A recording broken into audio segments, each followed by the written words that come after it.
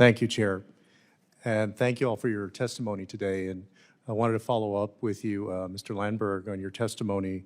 I know you spoke a lot about the dangers of drugs and fentanyl and what Mexico is doing and what the United States, the pressure that we've put on Mexico to treat it more seriously. There is, of course, a supply side that we need to control. And thank you for your work on that. There's also the demand side. And have you been part of any conversations or policy work to try to curb the demand side in the United States? So thank you for your question, sir. We do work closely with ONDCP and HHS. Can you give the acronym because? Sorry. ONDCP is the National Drug Control Strategy Organization, part of the White House. And then HHS is House and Human Services. My apologies. So we work with them. Both of those agencies have the lead on countering demand, prevention, treatment, education within the United States. We work very closely with them on these subjects, but our authorities are from the water's edge out, and so we would be more focused on those kind of issues related to our work in other countries. Sure. No, and I understand y'all are the State Department, but I asked the question because my fear is that all of our work on the supply side is made tougher by the fact that, for example, you have healthcare subsidies that are about to expire here in a matter of days, and there are many folks who are addicted to drugs like fentanyl right now, or cocaine or other drugs, who will lose the ability to be seen by a doctor or get treatment for addictions.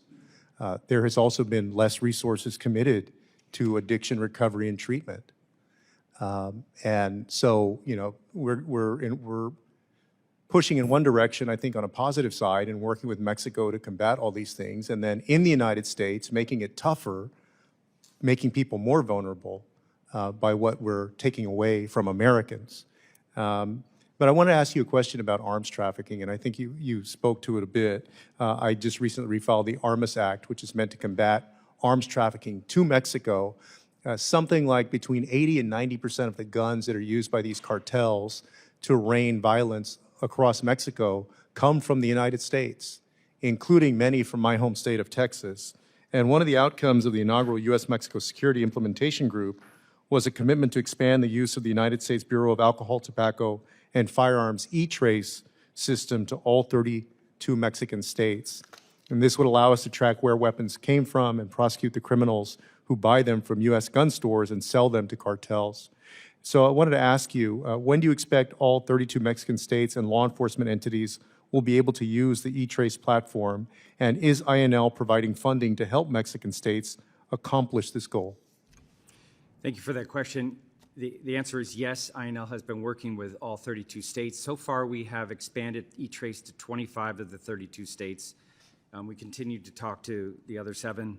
I can't give you a timeline and when. What's the holdup generally, or do you have an understanding? I think this is just a matter of like rolling it out and having discussions with the different states, but I don't know the specifics. I don't know if you do.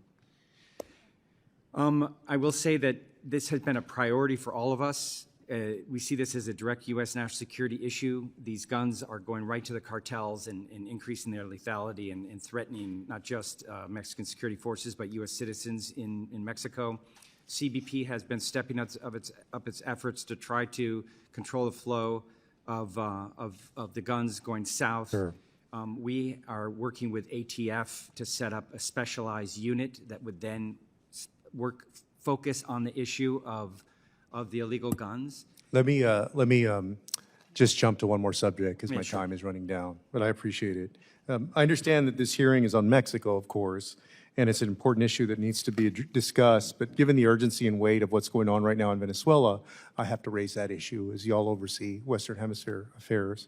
Last night, the president announced a blockade of Venezuela and demanded a return of, quote, oil, land, and other assets from Venezuela. The president has said that land strikes will be imminent. Ms. Duhlholm, you are the Principal Deputy Assistant Secretary of State for the Western Hemisphere, and you're here speaking for the administration. Can you explain to this Congress in clear terms why we would want to send service members to war in Venezuela for oil and land, as the president has said? Thank you very much, Ranking Member Castro. I would, first of all, the President's tweet, I think, was very clear on his intentions. I can say that the administration has been very focused on ensuring that narco-traffickers are not able to threaten Americans, the many hundreds of thousands of Americans who have died as a result of the drugs that they import to the U.S. are clearly a top priority to the President, and we will continue to be focused on that. We do have other concerns with Nicolas Maduro as well. In addition to the fact that he is the head of an international cartel, drug trafficking, the Cartel de los Soles. He's also an illegitimate leader.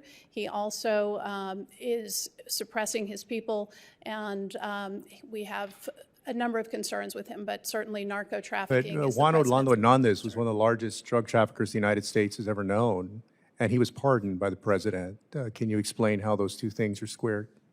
Thank you, Representative Castro. My understanding is the President reviewed the charges against Juan Orlando Hernandez and reached the conclusion that they were not appropriate charges and took the decision to pardon him. Thank you. I yield back.